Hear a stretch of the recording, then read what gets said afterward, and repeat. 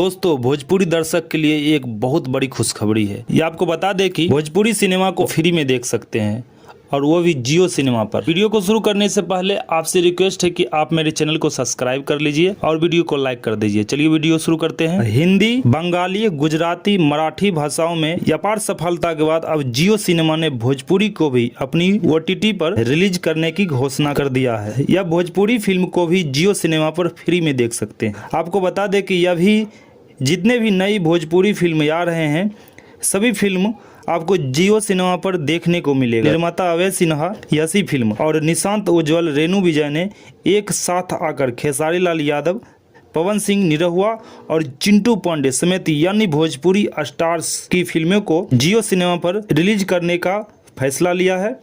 Bhojpuri content को 16 मई से ही जियो cinema पर रिलीज किया जा रहा है। निरहुआ की मशहूर फिल्म माई जो 16 मई को जियो सिनेमा पर रिलीज कर दिया गया है और 24 मई को पवन सिंह की फिल्म बेवफा सनम को भी जियो सिनेमा पर रिलीज कर दिया गया है। ये आपको बता दें कि चिंटू पांडे की आने वाली फिल्म है खिलाड़ी, जिसे 4 जून को रिलीज किया जाएगा और वो भी जियो सिनेमा पर। इसके अलावा जियो सिनेमा पर और भी कई भोजपुरी फिल्म रिलीज होने जा रही है। यह वीडियो आपको कैसा लगा आप कमेंट में जाके जरूर लिखें। मिलते हैं नेक्स्ट वीडियो में।